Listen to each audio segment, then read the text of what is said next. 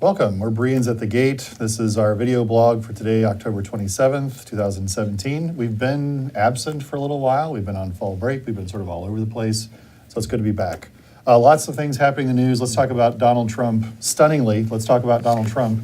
And this week, his interactions and fighting with Jeff Flake, and Jeff Flake's speech about Donald Trump, which is rather hard and fast, so to speak.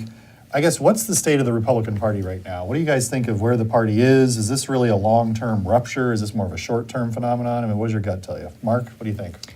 Well, I think there are people on the fringes of the party elite, say the Senate, for example, who are vehemently opposed to Trump. But I think at the core of the Republican Party, they're willing to go along with his policies in a modified form when he proposes them. However, I do think there are a lot of people who absolutely can't stand him personally. But they're not going to let that stand in their way. There are a few, like John McCain, who are going to let that stand in their way and maybe even take it personally, and maybe Flake too. But most, I think, are going to swallow their pride and say, bad guy, but we got to work with him to do something. So in the end, it's not going to hurt him in his policy proposals, I don't think. At this point, I don't see it hurting him. Oh, it could hurt him in the Senate, right? In the Senate, it's like yeah. the Senate's really the chamber because there's just where we enough. have the most, right. the It's smallest just margin. very small margin. Yeah. What do you guys think? Future of the GOP? Bert, what do you think? Well, Mark, I think it depends on how you're really structuring the question, really what you're asking. So I look at the Republicans now, and to me, they're fractured.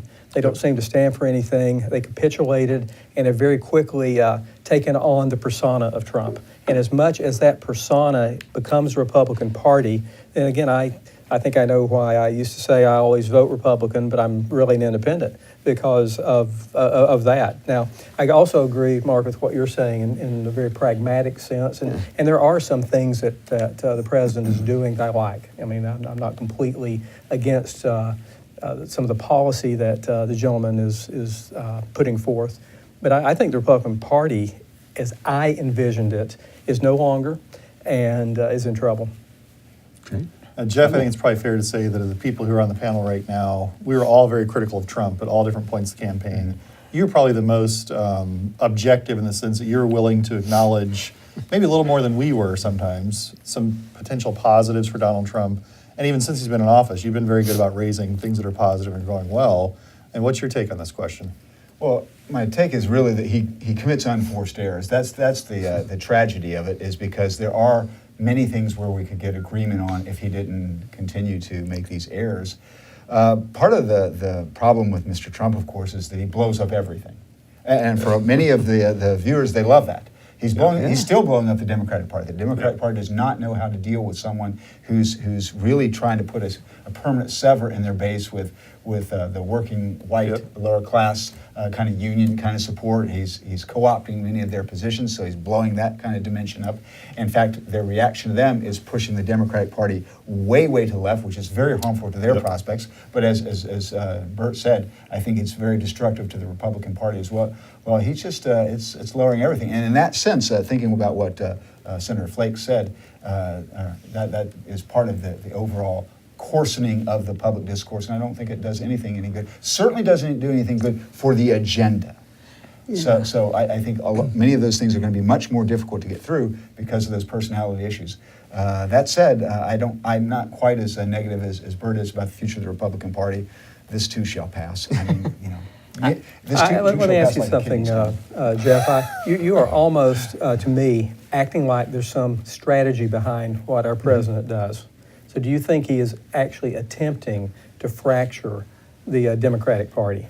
Or it's just an outgrowth of him being him? If he isn't, he's silly. I think he has some of that, yes. I think he has a deliberate... I mean, let's face it, his strategy for election, which got him elected, it wasn't, as we're increasingly finding out, we may touch back on, it's not the Russia issue, but his strategy was to go after these Rust Belt states. That was known for quite a while, and that was to go at the core of what the Democrats' long stronghold had been with working class voters. And so that was an attempt to drive off that wedge. Whether we call it to destroy the party or not, that was his wedge to get in. Yeah. I even look at the way he's conducted himself in the NFL issue, right? I mean, we've already talked about it. I don't want to jump into it too much, but I think he looked at the issue and sort of intuitively knew that middle America would probably agree with him on this issue. Yeah. And so he thinks if he tweets about it and explodes the issue, which it clearly happened, is largely a dead issue. And now it looks like middle America largely agrees with him. The NFL is even sort of marching more to his beat right now. Yeah. I think it's deliberate. Now, Yeah. I wouldn't say that it's long-term, strategically calculated, that he has his steps, these steps in mind. This is just step sees number them. 3, here's step number 4. But I think he's shrewd when he sees an issue, he exploits it, he divides it in a way that's good for him. And so I think short-term politics is probably smart. I guess the problem for me is what's the long-term political impact of that? Right. This is really cutthroat government through divisiveness. And I'm not going to pretend that all of our presidents have always been holding hands and singing songs and sunshine lollipops. I think Barack Obama was a pretty divisive figure in his own right. But Trump has taken it to a different level. It's almost government through division. And I'm afraid of the long-term effect of that, not only for him, but for the party. And you're saying strategy in terms of intuitiveness, really. So Well, you're targets of talking opportunity. about. I think He sees something coming. He intuitively Yeah. markets. Yeah. He intuitively That's markets. right. Yeah, I think that's fair. That's probably a good description of it. Okay. He intuitively markets himself. Yeah. And in some situations, that cuts for him positively politically. Mark, Yeah, what I were you mean, going to say? the problem is, in the long term, which you're speaking of, because of the coarsening of the discourse, of the civility, he does risk losing certain elements on the margins of his own party and people that he needs to get things done. Yeah. This is where I almost think that McCain has a vendetta, a personal vendetta against him, which is going to blind everything he sees regarding policy. And if more of those people are created by Donald Trump's spouting, then it's going to be worse off for his policy proposals. Mark, you started out by distinguishing between elite opinion and sort of average American opinion, let's say. Yeah. Interesting thing from a political science perspective is what happens when those things diverge. Because usually they walk together, even if the timing differs. Usually the elites go one direction, other people sort of slowly catch up to that point of view. But it looks like we're seeing a pretty strong fracture in this area. And if the fracture persists, that's when you're talking about a new party, Yeah. potentially. Not in terms of a new third party, but the Republican Party would just be fundamentally different at some Different point. party. Yeah. But who knows? We'll see. I mean, Trump is, he's not going to quit tweeting. He's not going to quit dividing.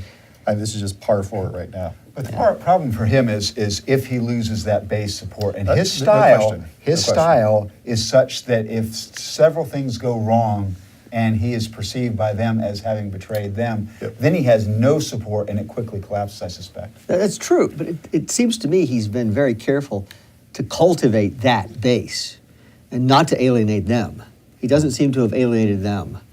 It's other people that he's alienated so far and will I still continue to think do. the problem, That though, may be with ephemeral. Republicans, the Republican Party, is that with Trump, they don't stand for anything other than what he intuits and happens to see. And so Yep. many of them, maybe the guys in the middle, have sort of fallen behind him. Yeah, sure. That's what bothers me about the Sure. Republican Party, is they don't seem to stand for anything, really. I agree with that. But notwithstanding that, if we can get some policy proposals before Congress and we can get a Senate, it's a Senate mainly, that we can get enough senators peeled off from being so mad at Trump they can't think straight, right? Then we can get things done despite the lack of civility, which But I there are don't no like. things that but he wants to get done, really, is what I'm saying, because there's nothing some that of them. motivates. But if the beach ball bounces in front of him that day, then that's what it is.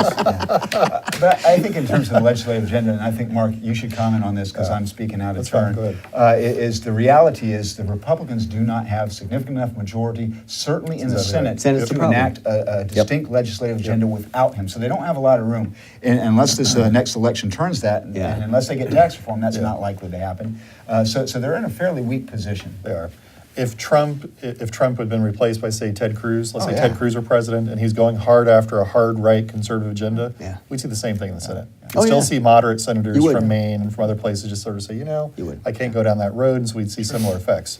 I think Trump's personality exacerbates the issue. I don't think there's Oh, any question yeah. about There's- that. there's no But you're right, question. the slim Senate majority made this thing pretty vulnerable. It's from the worst start. problem, I agree yeah. with that. All right, let's talk for just a few minutes here about tax reform.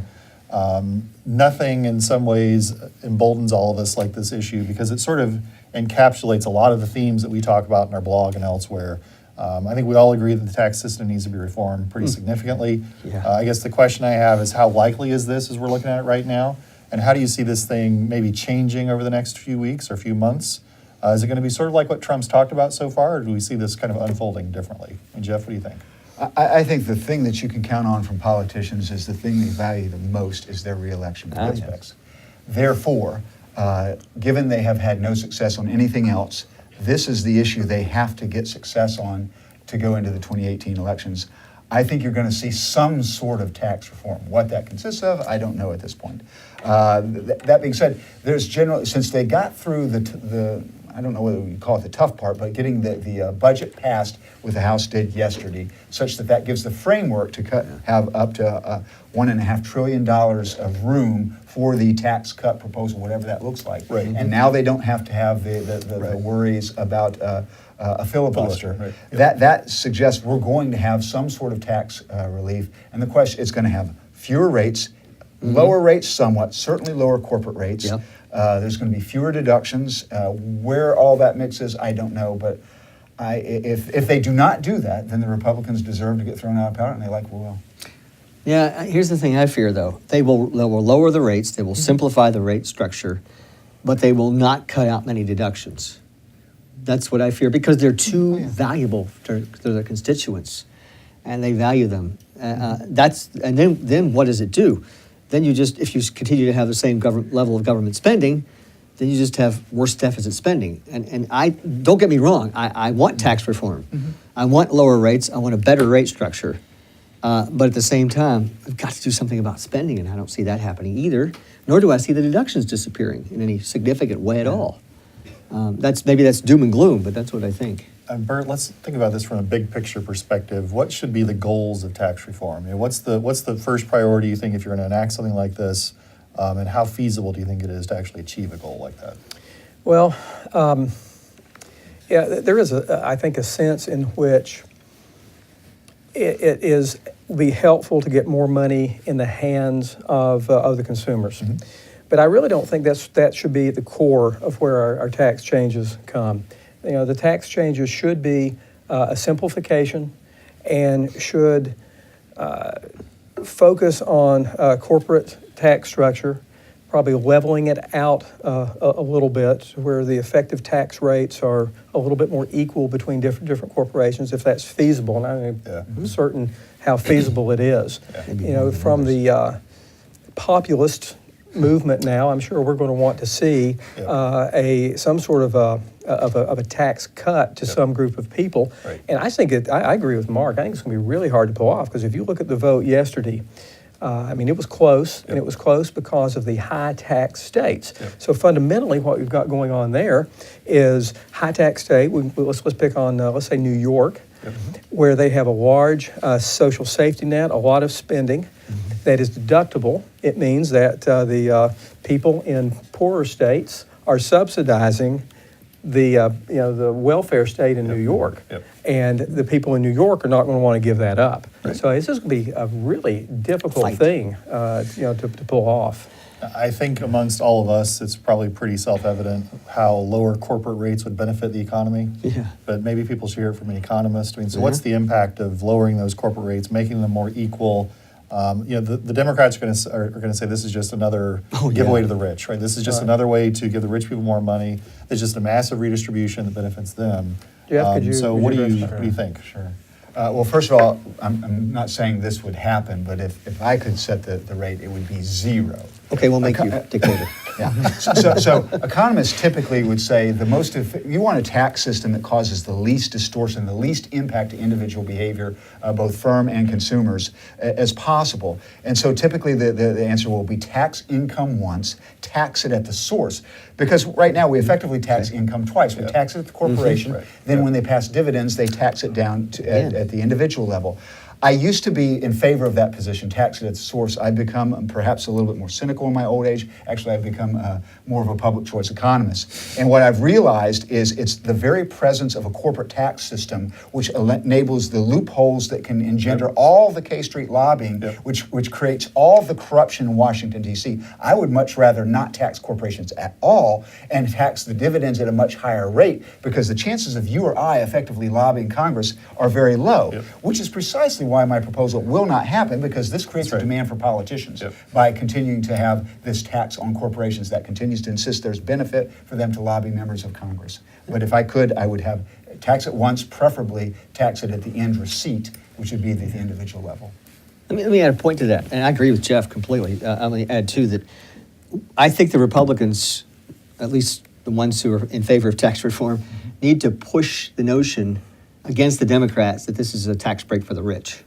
There are a lot of people who have businesses out there who are not wealthy by the standards of what they're thinking, billionaires and multimillionaires. A lot of small businesses out there could use break either at individual rates because they're sole proprietorships, or if they're corporations. They could use these breaks. They could benefit from these breaks and really stimulate the economy quite a bit. And there are a lot of those out there. And we need to stop. We need to stop the narrative the Democrats are using against that, and say, okay, it's helping lots of people, not just these wealthy people. They're just a few of those people. What's interesting, I think you could argue that the base of Trump support will believe that rhetoric. You know, sort of the more populist part of his wing will hear that discussion, that it feels like this is a giveaway to the rich, and we'll see whether Trump's base can hold up in that process. 'Cause Yeah, I'm not sure, I know. Trumpism, whatever it is, isn't consistent intellectually. I'm not sure whether he'll be able to bridge that gap. Yeah, I It'll be don't fun know. to watch politically. I don't know if it'll be fun to watch another way. Politically, it'll be fun to watch. Economically. Let's talk, and I can almost step back on this discussion. I know almost nothing about the Fed other than just kind of the basic stuff. We have living, breathing, as much as economists can be living and breathing. They're sitting next to us right now. It is a dismal science. It is very It is a dismal. science. Jeff, I know you're I think you have a lot of passionate ideas about the Fed. Can you walk us through, first of all, what does the Fed do? And right now we're talking about a new chairman of the Fed. And so what's the impact of having a new person head of the Fed, and what do you think Trump's going to do about it? Let's start there. Well, let me give you kind of the establishment answer for the Federal Reserve. It's a central bank which basically sets the money and credit conditions in the economy, supplies kind of the lending policies that found the foundation of all of our loans in the economy to businesses and individuals. And it does that to regulate and have a stable kind of monetary environment, relatively low inflation, stable interest rates to kind of keep smoothing things out. So that's very important to have that kind of environment, and we got our own central bank in 1913. We were one of the later countries to do that. It's not clear at all. In fact, one of the comments that I love, George Selgin, has written a paper on this, showing that actually the economic performance of the United States, even with its shortcomings before, was much better off in the 100 years prior to the Fed than since the Fed's establishment by any conventional macroeconomic measure. Nevertheless, we're stuck with the Fed, even though I would like to eliminate it. So let's see what we have today. The way the Fed is structured, the real key is the power structure is within Washington, D.C. The politicians have it, with 7 members of the Board of Governors. Interestingly, by the time he's done, Donald Trump may get them all. Yep. All of the members that were on the previous Fed term were under Mr. Obama. The terms are normally staggered over 14 years, so you're supposed to have some nonpartisanship, if you will, for the members. But Mr. Trump's getting ready to have 5, including the top 2. Janet Yellen is getting ready to, she could be reappointed, usually would be, but I am highly skeptical. Mr. Trump criticized her, and well he should, going forward. So it's very interesting to see what happens with this complete sweep of the Fed. The Fed has been widely criticized by myself as well as many other economists for the easy monetary policy in some dimension, i.e. the vast expansion of their balance sheet. They bought about $4.5 trillion on their balance sheet now that they started since the last economic downturn. So we're going to likely see a huge change in the mix, and the question is who? There's a lot of names being floated around from very kind of establishment people. Jerome Powell is kind of the leading name I'm hearing now. I'm not a huge fan of him, but there are other names on the list that we like a lot. But it's going to still be establishment, but it's going to be something a little bit on a tighter monetary policy, here's the interesting rub. Mr. Trump is big on trying to expand exports, and he's going to want a weak dollar to do that. But his instincts tell him he needs a conservative Fed, which is going to lead to a stronger dollar. So I suspect he is going to nominate people who will be hostile to his agenda, and he may not even know it. That's going to be the irony of the situation, I believe. But And that may be Bert, good. what do you think? Yeah, Bert, what do you think? Well, I think if you have, the way that we would teach this in class is that if you have a closed economy, the Federal Reserve, the amount of quantity of credit is important at any time. But when the United States economy is part of a larger global economy where you have the currencies trade for each other with great freedom, the Fed is less important than would have been in previous years. And I think that hopefully they'll be able to wind that balance sheet down just a little bit, because they went crazy, with this last what we call the Great Recession. So I don't know if I am quite as fired up as our expert on the Fed is as regards the names of the people, because I just don't think that the Federal Reserve is nearly as important as we sometimes give it credit for. And I 15 years ago I would have said so, and I'm much more important. And right now I think that the U.S. economy is, no matter what our president tries to do and tries to isolate us, unless there's some really large change globally, that we're going to be part of a global economy, and the Federal Reserve will not be as strong as they might be in another scenario. But then on the other hand, assuming even it's not as important as it used to be, Right. it's still important, and therefore to get those people, those good people, on the Fed board would be very good, would be very important. I think it would be important. I agree with that. Yeah. I do not disagree I with that. think so, yeah. I would at least disagree on one issue and the importance, because I think this is important that we understand what it is. Whether there is important to the overall global economy is one thing, but that balance sheet did not just grow to $4.5 trillion. They took the $4.5 trillion. They took credits from the losing parts of the crony capitalists and effectively took that credit from the healthy banks. That's one of the reasons why we've had the very slow growth over the last decade, is precisely because Main Street banks were basically credit constrained while they steered capital towards the losers of this. This was crony capitalism at its height. Bad. And so that, I think their possibility of doing bad is still very large. I don't disagree with you that the other central banks are big players. They're still, by the way, mirroring, though, what the Fed has done. So I think in that sense, they're all acting in this way. So the ECB is still expanding their balance sheets quite a lot. They're talking about reducing that. Japan's talking about reducing that. But even when we kind of stopped, they kept expanding the balance sheets. So global liquidity has been very high. This could change that. Yeah, I hope so. All right, let's Let me go ask. ahead. Let me Yeah, say just before. Yeah. Who would you like to see appointed as the chairman of the board? Of the names that are being floated right now, in the sense that who could actually politically be enacted, I would be in favor of John Taylor, who's the founder of the Taylor Rule. He's former Deputy Undersecretary of the Treasury. He's a very, very good economist, and he's well respected within the political sphere, such that I think he could do it. I would be, if you wanted someone to be more akin to what I would like to see, I'd like to see John Allison, the former CEO of BB&T. He met with Mr. Trump within the last 2 weeks on this issue, so that would be a better choice, but I doubt he's going to be it. All right, we have a couple minutes left here. Let's just briefly talk about the sexual harassment thing that we're all sort of watching unfold. Which one? Is this, well, let's think of it collectively. I don't know if we need to revisit each allegation, Yeah. each person involved, because it's clearly going to mushroom, I think, here in the coming weeks and months. Is this a moment? Are things changing? I mean, are we looking at a pivotal moment here where we have a before and an after that are noticeably different, where women have been subjected to certain things in certain segments of the world and now no longer they will be? Or are we just looking at a media boomlet that we'll just forget about here in the next few weeks or few months? I'm just seeing the underbelly of what I call elite culture here. And it's not pretty. And for years they've been able to get away with it for various reasons. They're powerful people, influential people. And so women, young women in particular, are sort of induced to just kind of go along. Right.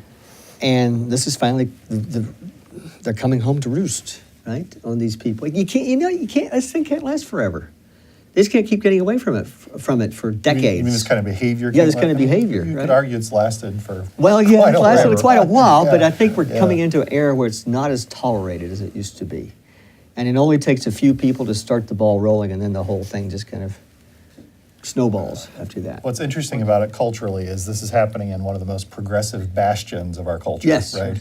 One of the parts of our culture that's consistently pro-choice, pro-feminist, at least outwardly, these things, and then it's now being accused of these horrendous private actions that seem to cut against all those public commitments. And so, the hypocrisy is rather rich in some ways from our side of the perspective, but it's revealing just horrors upon horrors that I don't even think I would have predicted had I The been depth asked of to. human depravity, right?